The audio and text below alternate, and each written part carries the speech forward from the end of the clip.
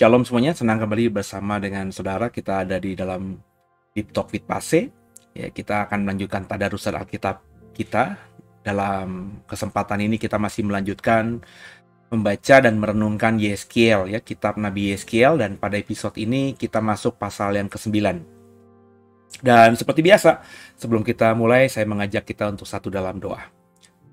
Bapak yang baik, terima kasih buat kesempatan yang baik ini kami bisa melanjutkan tadarusan Alkitab kami, dan berharap sungguh urapan Tuhan turun atas setiap kami sehingga nggak ada satupun kami yang mengikuti program ini, baik yang mengikuti live maupun yang nanti siaran tudanya, yang lewat gitu saja tanpa mendapatkan pemahaman yang lebih dalam tentang dirimu.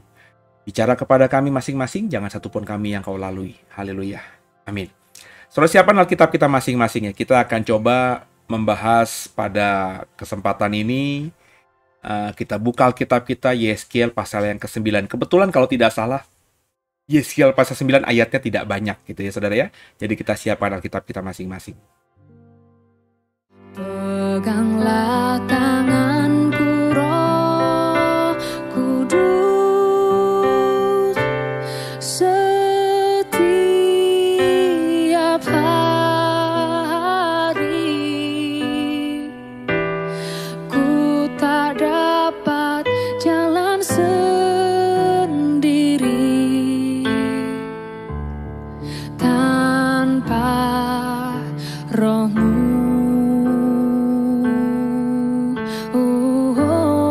Bawalah diriku kepada jalan kebenaran, agar ku tidak tersesat,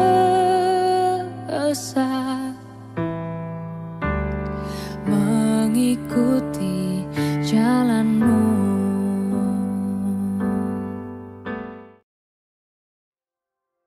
Ya, Yeskiel pasal yang ke-9, perikopnya orang-orang fasik di Yerusalem dibunuh.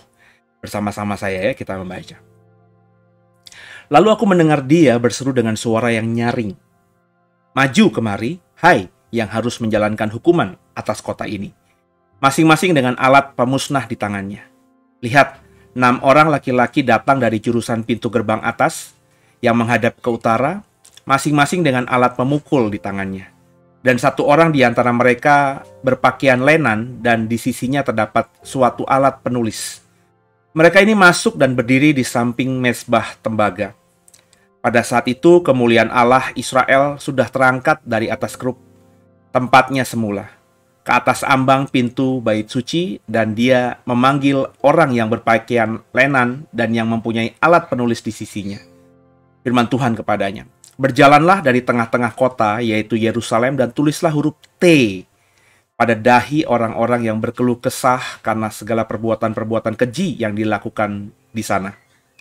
Dan kepada yang lain-lain aku mendengar dia berfirman, ikutilah dia dari belakang melalui kota itu, dan pukullah sampai mati. Jangan merasa sayang dan jangan kenal belas kasihan. Orang-orang tua, teruna-teruna, dan dara-dara, anak-anak kecil, dan perempuan-perempuan bunuh dan musnahkan. Tapi semua orang yang ditandai dengan huruf T itu jangan singgung. Dan mulailah dari tempat kudusku. Lalu mereka mulai dengan tua-tua yang berada di hadapan bait suci. Kemudian firman-Nya kepada mereka, najiskanlah bait suci itu, dan penuhilah pelataran-pelatarannya dengan orang-orang yang terbunuh. Pergilah. Mereka pergi keluar dan memukuli orang-orang sampai mati di dalam kota. Sedang mereka memukuli orang-orang sampai mati, waktu itu aku tinggal di belakang. Aku sujud dan berseru, kataku, aduh Tuhan Allah, apakah engkau memusnahkan seluruh sisa Israel di dalam mencurahkan amarahmu atas Yerusalem? Jawabnya kepadaku, kesalahan kaum Israel dan Yehuda sangat banyak, sehingga tanah ini penuh hutang darah dan kota ini penuh ketidakadilan. Sebab mereka berkata, Tuhan sudah meninggalkan tanah ini dan Tuhan tidak melihatnya. Karena itu aku juga tidak akan merasa sayang dan tidak kenal belas kasihan. Kelakuan mereka akan kutimpakan atas kepala mereka. Lihat, orang yang berpakaian lenan itu dan yang mempunyai alat penulis di sisinya memberikan laporan katanya, aku sudah kerjakan seperti engkau perintahkan kepadaku. Haleluya. Bapak Ibu, kembali di sini dalam pasal yang ke-9. Ketika kita membaca, tentu kalau kita sudah mengikuti dari pasal yang pertama, kedua, ketiga, kita mengerti bahwa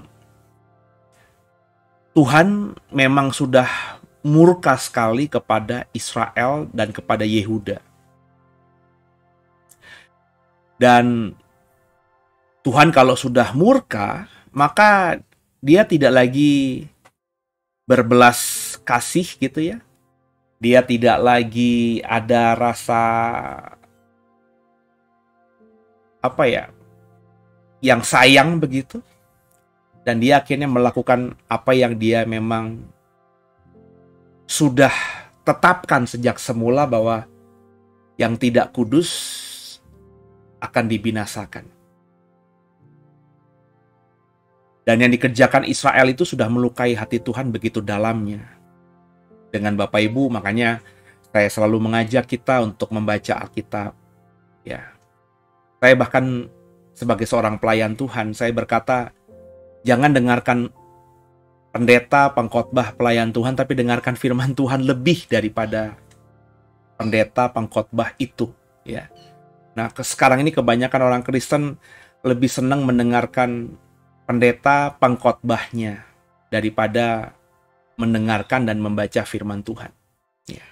Sehingga akhirnya ada friksi-friksi, pertentangan-pertentangan, perbedaan doktrin, dan lain sebagainya. Karena tentu kalau mendengarkan pendeta tertentu, pandangan pendeta tertentu tidak akan diamini oleh banyak orang di luar sana. Karena yang namanya pandangan pendeta tertentu itu tentu penafsiran, pemahamannya sebagai seorang manusia yang melayani Tuhan. Jadi dengan keterbatasannya tentu pasti akan ada perbedaan. Tapi kita belajarlah untuk menjadi orang yang mau mendengarkan pengkhotbah, pendeta, hamba Tuhan, tapi lebih pada Alkitab. Dan kalau Bapak Ibu ikuti saya mengajar ini, saya memprovokasi saudara untuk ikut tadarusan Alkitab, karena saya rindu Bapak Ibu tuh membaca Alkitab. Dan kalau kita membaca pasal 1, pasal 2, pasal 3, pasal 4, kita mengerti konteksnya kenapa Tuhan seperti ini. Ya. Kenapa akhirnya Israel dihukum dan lain sebagainya. Tapi meskipun Tuhan ingin menghukum Israel, perhatikan baik-baik, tetap ada penggenapan janjinya kepada nenek moyang Israel, yakni Abraham. Bahwa aku akan memberkati keturunanmu. Jadi meskipun semuanya mungkin berbuat salah, Tuhan tetap memberikan kasih karunia, tapi tidak semuanya. Hanya pada orang-orang pilihan. Dan itu masih berlaku juga pada hari ini. Ya. Di dalam konteks kita hidup di tahun 2000-an, 2022, di akhir-akhir bulan Oktober, saya rekaman ini. Sebentar kita memasuk November dan kemudian Desember. Ya. Kita melihat bahwa Tuhan berikan kasih karunia-Nya kepada manusia. Dengan dia mau datang sebagai manusia, dia mati atas semua dosa manusia. Tapi hanya orang-orang pilihan saja yang akan terima keselamatan itu. Spesifiknya kalau dalam kitab Injil, orang yang mau percaya kepada Yesus.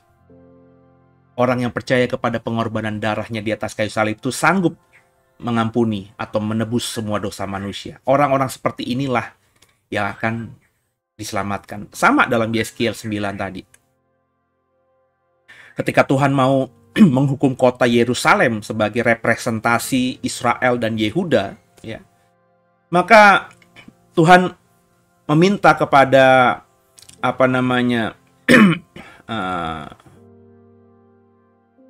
sosok atau oknum, ya. Dalam hal ini ada 6 orang laki-laki di ayat yang kedua, ya, dengan alat pukul di tangannya, dan 1 orang di antara mereka berpakaian lenan dan di sisinya terdapat 1 alat penulis.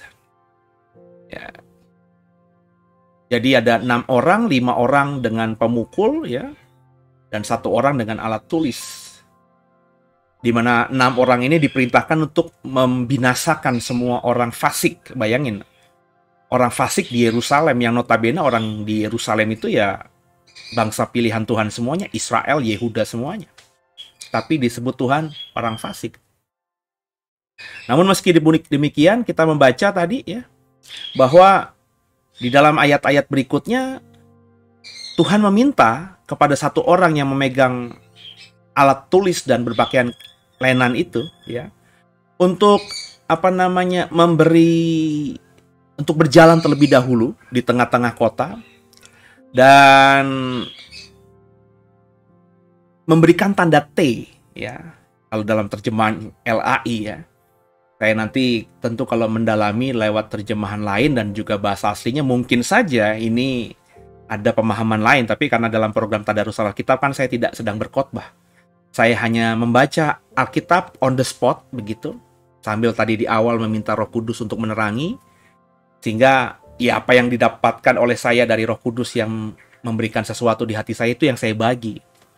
Itu yang saya katakan bahwa setiap kita kalau mau baca Alkitab, mau belajar kebenaran sendiri pun bisa, selama mengundang Roh Kudus dan mengandalkan Roh Kudus. Kita nggak perlu bergantung pada pendeta tertentu dan hamba Tuhan tertentu atau orang tertentu gitu, ya.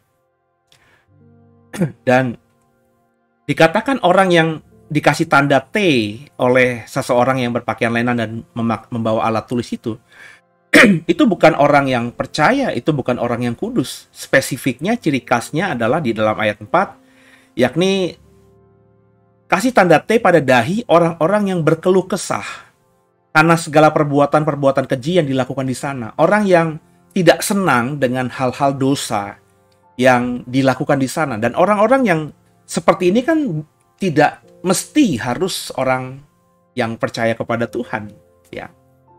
Saya sering lihat orang di luar sana tidak percaya Tuhan juga nggak suka terhadap dosa-dosa tertentu. Yang di dalam obrolan-obrolan warung kopi banyak diskusi dari mereka-mereka yang sering nongkrong di sana sambil ngopi, nggak suka sama korupsi, ya. Ngomongin kok Indonesia penuh dengan korupsi dan lain-lain sebagainya, ya. Ngomongin aparat keamanan yang kok jagoan begitu ya. Mereka ngomongin seolah-olah mereka tuh tidak menyukai dosa. Tapi faktanya orang-orang yang ngobrol di warung kopi itu tidak percaya Tuhan, atau belum percaya Tuhan, atau meskipun percaya Tuhan tidak benar-benar orang yang religius gitu, secara apapun, tampilan luar maupun dalamnya, biasa saja gitu. Tapi paling tidak di mata Tuhan rupanya hal-hal seperti ini tuh baik. Nangkep ya saudara ya. Jauh lebih baik daripada orang-orang yang memang menghidupi dosa, menyenangkan melakukan hal-hal yang menyakitkan hati Tuhan itu. Jadi misalnya ada 100 orang di Yerusalem, mungkin hanya beberapa, nggak sampai belasan, orang yang nggak suka keadaan yang memang buruk di saat itu. Banyak orang terikat dengan perjinahan bakti, banyak orang terikat dengan dosa-dosa lainnya, dan mereka akhirnya menjadi orang yang biasa melihat dan menyaksikan dosa. Dan mereka mulai gelisah gitu ya. Kok kita tinggal di kota yang begini, katanya kota yang kudus dan lain sebagainya. Kurang lebih orang yang seperti itulah. Belum tentu orang seperti ini saya bilang tuh percaya sama Tuhan. Tapi itu pun Tuhan sudah hargai. Ya, dengan memerintahkan orang yang seperti berpakaian lenan dan memiliki alat tulis itu menaruh tanda T di dahinya. Sehingga ketika 5 orang lainnya yang disuruh Tuhan untuk memukul. Ya, memukul di sini kalau kita baca tadi, jangan kamu ada belas kasihan, ya. Ikutilah dari belakang, ayat kelima. Melalui kota itu, pukullah sampai mati. Jangan merasa sayang, jangan kenal belas kasihan. Baik itu orang tua, teruna, dara, anak kecil, perempuan, bunuh, musnahkanlah. Tapi semua orang yang ditandai dengan huruf T itu jangan singgung.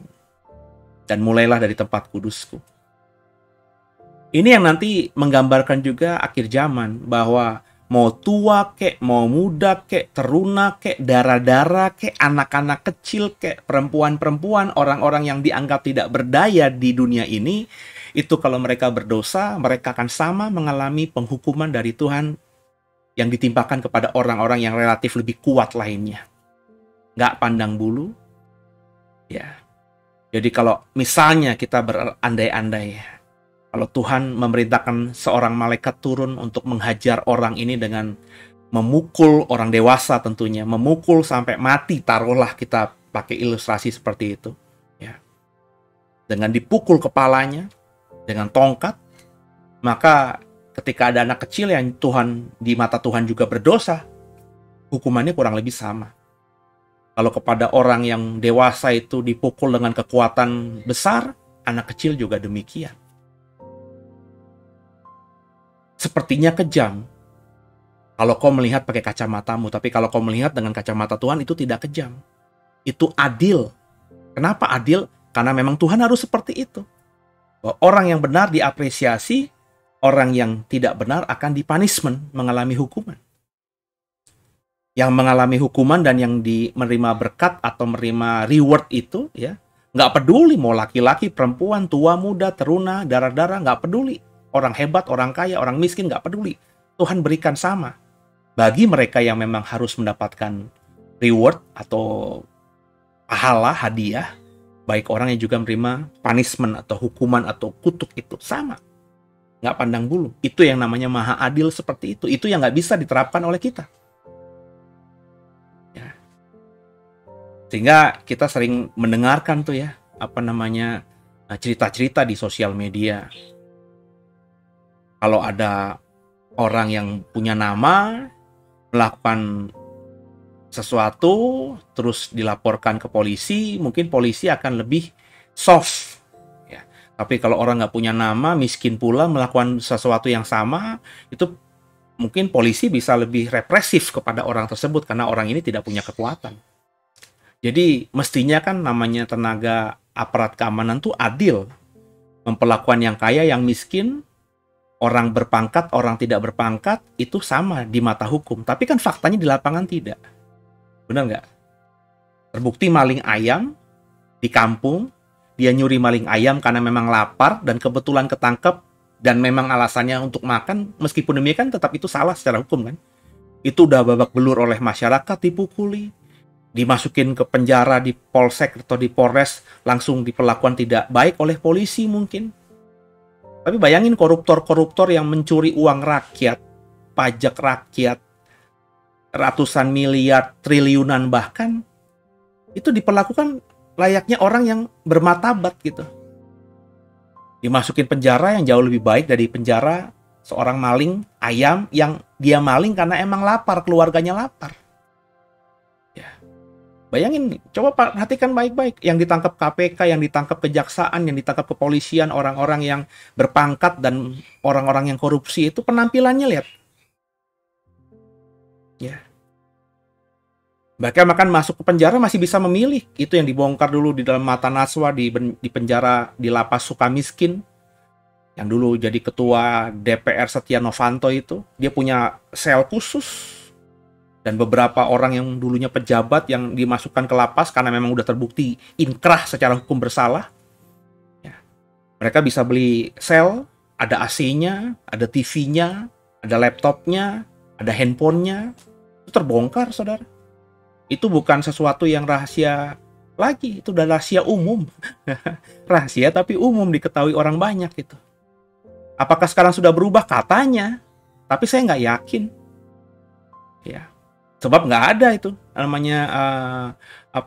laporan-laporan yang objektif yang bisa kita dapatkan. Dari orang-orang yang saya dengar yang baru keluar ya tetap ada permainan uang itu. Orang yang punya uang bisa ya mendapatkan fasilitas yang jauh lebih baik di lapas. Itu artinya nggak ada keadilan.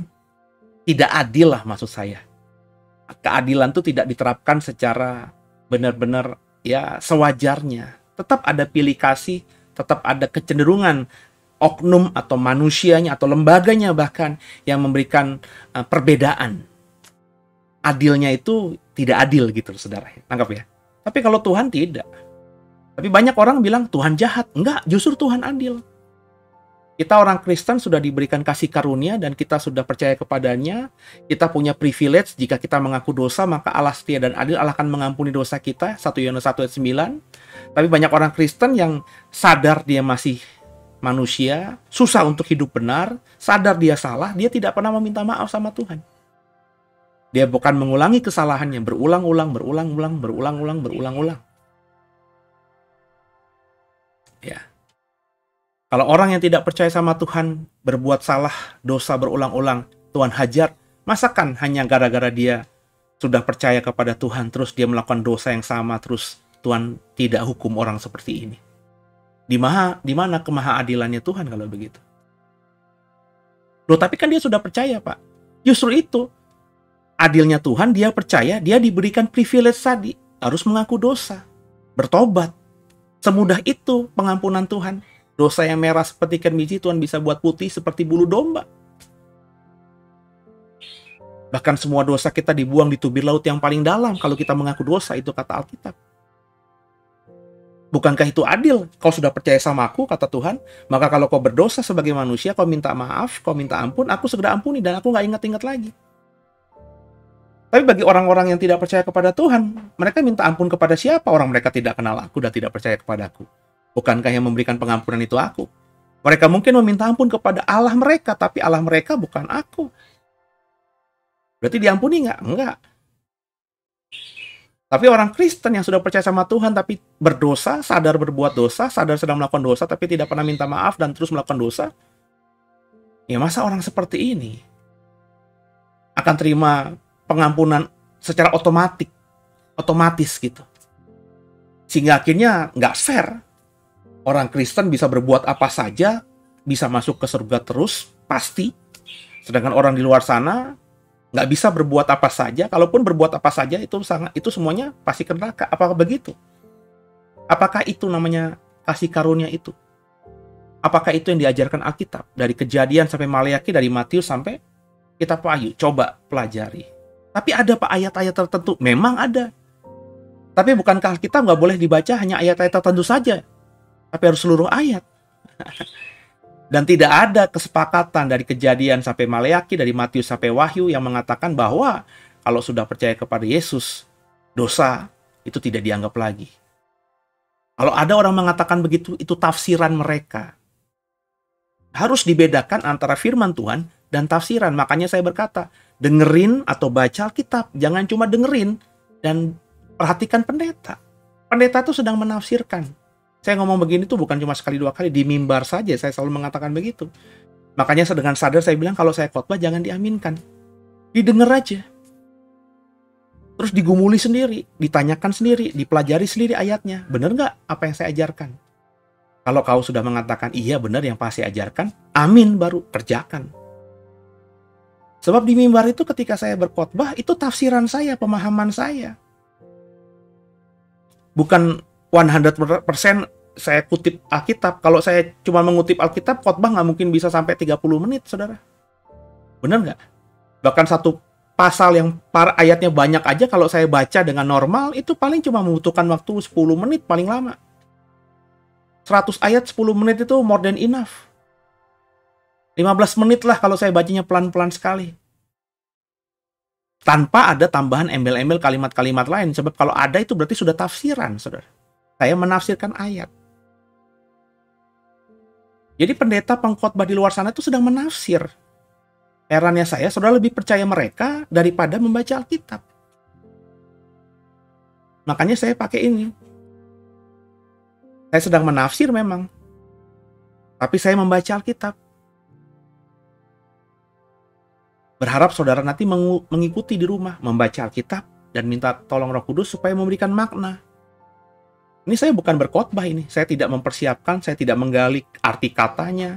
Tadi yang saya bilang huruf T itu apakah benar huruf T, saya belum gali. Nanti kapan saya khotbahkan ini. Ya. Apakah bahasa aslinya benar-benar huruf T, dan huruf T itu apa maksudnya gitu. Itu kan harus digali, dieksposisi namanya. Dieksegesa namanya. Dan saya sedang tidak melakukan hal itu. Saya hanya membagikan aja apa yang ada di hati saya ketika baca ayat ini. Dan saya percaya masing-masing saudara kalau membaca dengan sungguh, pasti mendapatkan juga rema-rema yang mungkin berbeda dari apa yang saya dapatkan.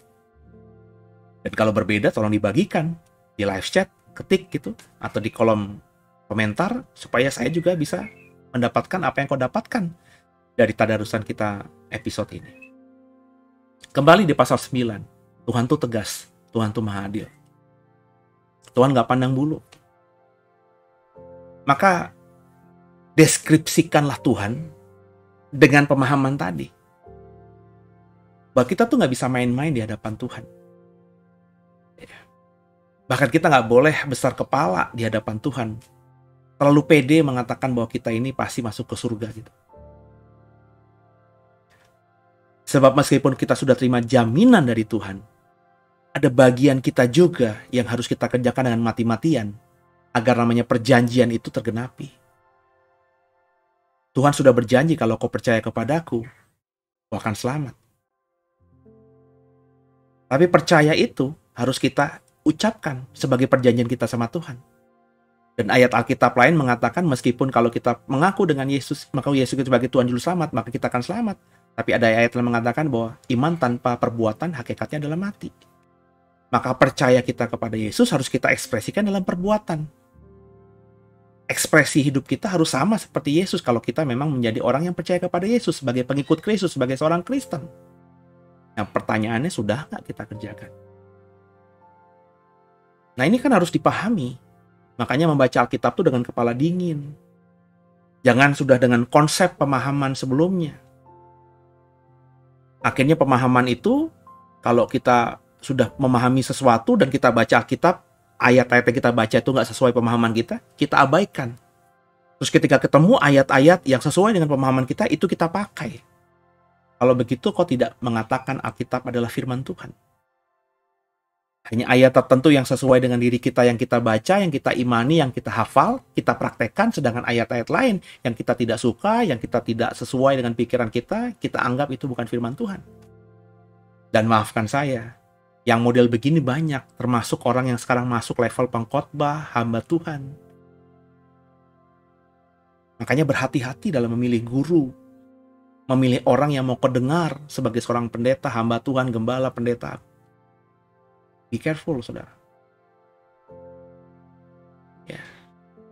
Bahkan orang yang benar-benar sudah ditabiskan jadi pendeta pun, itu hanya pendeta dalam organisasi sinode tertentu. Apa pentingnya, saudara? Saya punya teman bikin status beberapa waktu yang lalu, seolah-olah membedakan antara pendeta yang ditabiskan dengan yang tidak gitu. Ya memang dia tidak terlalu ekstrim membedakan ini yang lebih bagus, ini tidak lebih bagus.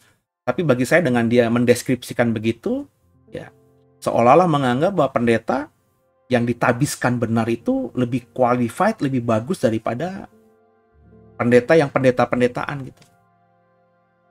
Ini yang saya tidak sepaham. Makanya udah hampir 3 tahun, 4 tahun ini, saudara, ya, di channel YouTube atau dalam ibadah khotbah, saya nggak pernah lagi ada nama PDT di depan nama saya, nggak ada lagi PS di depan nama saya. Saudara mungkin bertanya, apakah saya bukan pendeta ya? Atau pastor yang ditabiskan sebuah sinode? Oh, saya ditabiskan.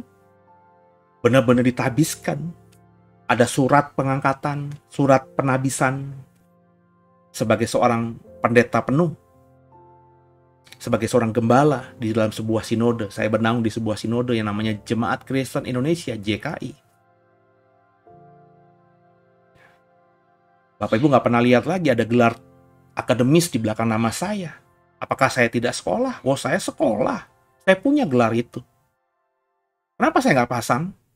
Baik itu penabisan pendeta saya di depan nama saya dan juga gelar akademis saya, teologi saya di belakang nama saya. Karena bagi saya itu nggak penting banget. Itu nggak membuat saya di mata Tuhan selangkah lebih maju daripada manusia-manusia lainnya. Nggak penting. Saya paham banget itu nggak penting di mata Tuhan, nggak penting di mata sorga. Makanya ya buat apalah. So saya nggak marah kalau nggak dipanggil pendeta, nggak dipanggil pastor. Dan saya juga nggak terlalu bangga kalau dipanggil pendeta atau pastor oleh orang lain. Ya. Orang nggak perlu tahu saya sekolah di mana gitu, dengan gelar apa. Kalau orang dengar khotbah saya, mestinya sudah bisa menilai apakah saya belajar benar apa tidak. Ya. Ini sebenarnya otokritik buat saya, dan juga saya mengkritik rekan-rekan yang punya gelar teologi yang panjang di belakang namanya dan di pejeng di kartu namanya itu loh. Yang nggak cocok gitu loh. Antara hebatnya gelar di belakang namanya dengan cara dia mengajar, cara dia berkhotbah. Atau attitude-nya. Maafkan saya ya. Ya, saya nggak mau sebut nama. Tapi saya mengundang banyak orang yang berprofesi sebagai dosen. Bapak Ibu tahu dong kalau dosen itu nggak mungkin S1, minimum S2, dan pasti banyak S3. Dalam dunia teologi, doktor teologi itu lebih berkecimpung dalam dunia pendidikan teologi. Mereka sekolah, tapi maafkan saya, attitude-nya nggak bagus. Kenapa nggak bagus? Ketika saya undang untuk mengajar di tempat kami, kita akhirnya mengundang beliau untuk mengajar mata kuliah tertentu, kesepakatannya berapa kali pertemuan, apa yang disampaikan, deal, dan mereka mengajar sesuai pertemuan yang sudah disepakati.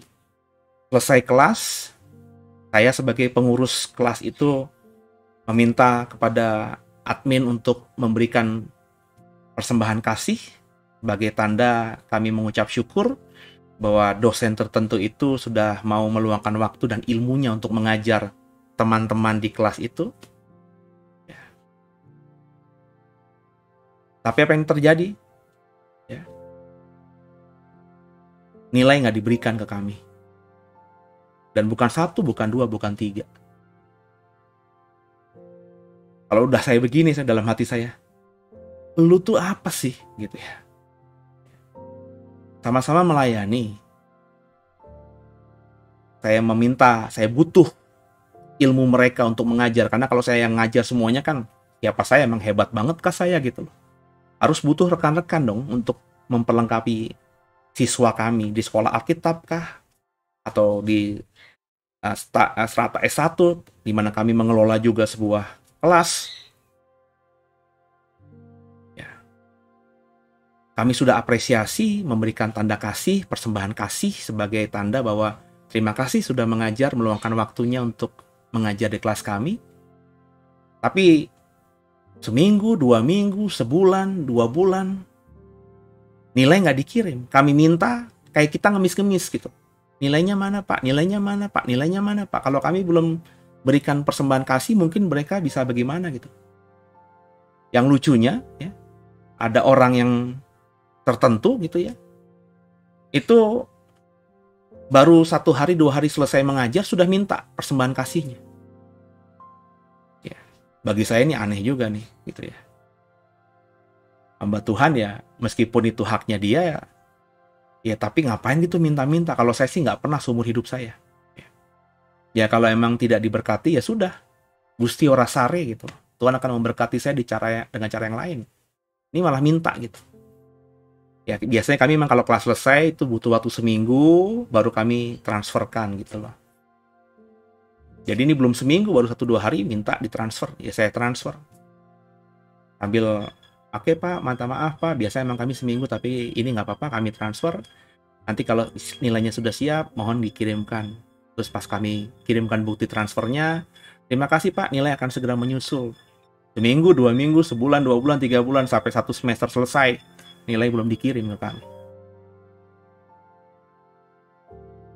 Bangga gitu saya dengan orang-orang yang punya gelar teologi sampai S3. Sorry men, siapapun dia gitu loh. Yang saya mau katakan ini, kenapa kita akhirnya mengkotak-kotakan begitu loh. Jadilah surat Kristus yang terbuka. Jangan seperti orang Israel. Ada di bait Allah, tapi brengsek, makanya Tuhan mulailah penghakiman. Tanda kutip kalau ngomongin pasal 9 di dalam Yeskil nih. Mulailah bunuh dari rumahku. Sebab aku sudah menajiskan rumahku. Jangan berpikir saudara gereja itu semuanya kudus. Ada, saya yakin beberapa gereja Tuhan sudah najiskan. Artinya apa? Tuhan tidak pandang lagi itu. Nggak ada di situ. Orang kumpul di situ nyanyi-nyanyi, manggil-manggil Tuhan, Tuhan nggak akan datang. Kenapa? Tuhan sudah najiskan tempat itu. Saya nggak tahu gereja yang kayak gimana. Tapi berdasarkan ayat di Yeskil 9 ini, itu besar kemungkinan terjadi. Karena Tuhan berkata, Aku sudah menajiskan bait suci. Lah, bait suci itu di zaman perjanjian lama kan cuma satu. Bait Allah kan cuma satu. Dibangun dengan kemegahan, dibangun dengan luar biasa. Tapi Tuhan akhirnya menajiskan rumahnya sendiri. Di mana dulu dia berkomitmen, aku akan ada di sini, carilah aku di sini. Kau bisa temui aku di sini. Tapi setelah beberapa waktu Tuhan bilang, aku menajiskan tempat itu. Kenapa? Karena Tuhan tahu orang-orang di situ termasuk imam-imamnya brengsek. Yuk Bapak Ibu, saya akan terus ngomong seperti ini. Sebab kalau saya ngomong ini bukan saya marah-marahin saudara, bukan semata saya mau nyerang saudara. Ini autokritik juga buat saya. Jadi kalau saya ngomong keras gitu, saya berharap itu balik ke saya supaya saya juga akhirnya terus bisa berjaga-jaga gitu. Jadi kalau saya khotbah keras, khotbah dianggap gimana gitu, itu bukan buat nunjuk siapa-siapa, itu khotbahin saya sendiri. Supaya saya diingatkan gitu loh. Karena saya tahu bahwa di dunia ini nggak ada yang abadi gitu loh. Hari ini saya benar, besok belum tentu benar, lusa apalagi. Jadi supaya saya terus bisa hidup benar ya dalam setiap khotbah, saya bukan membuat khotbah untuk memberkati orang lain atau mengajar orang lain semata. Saya membuat khotbah untuk memberkati saya sendiri dan juga mengajar saya sendiri. Karena dengan orang yang sudah seperti saya gini, untuk mendengarkan khotbah orang lain itu ya agak sulit waktu dan lain sebagainya. Apalagi datang ke gereja hari Minggu, ke gereja orang mendengarkan, pengen sebenarnya, tapi sudah sulit, saudara. Karena ada tanggung jawab. Maka dengan pemahaman seperti itu, saya bilang, saya harus khotbah. Ketika saya berkhotbah pun, khotbah itu harus memberkati saya. Maka ketika saya menyusun khotbah, saya susun baik-baik itu. Gak ada niat untuk nyerang A, B, C, D, E. Kalau emang ada yang keserang, ada yang kesindir, ya itu berarti karya Tuhan, karya Roh Kudus. Saya bikin khotbah tuh benar-benar dari hati. Tujuannya, selain memang ada kepikiran untuk memberkati yang dengar saya nanti jadi berkat, itu tujuannya juga untuk memberkati saya. Sebagai alarm, pengingat supaya saya terus bisa hidup yang benar gitu. Nangkep ya saudara ya. Semoga saudara mengerti dan diberkati dalam tadarus Alkitab Yeskiel 9 ini. Ingat, Tuhan gak pandang bulu. Kalau kau tidak mau bertobat, dengarkan saya. Kau akan dibinasakan. Kalau kita tidak mau hidup benar, kau dan aku tidak mau hidup di hadapan Tuhan yang baik, kita akan dibinasakan. Semoga dipahami. Haleluya.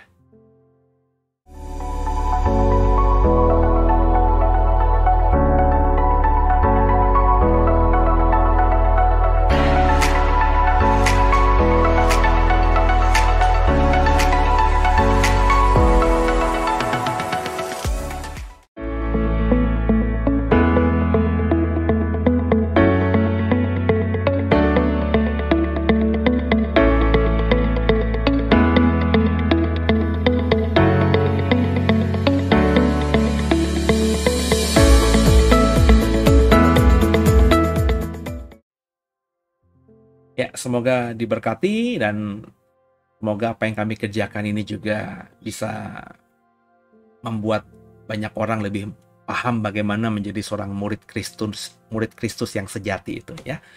Dan minta dukungan saudara ya, bisa di-subscribe, bisa di-like, bisa di-share, atau juga bisa dukung dalam doa, dukung dalam dana.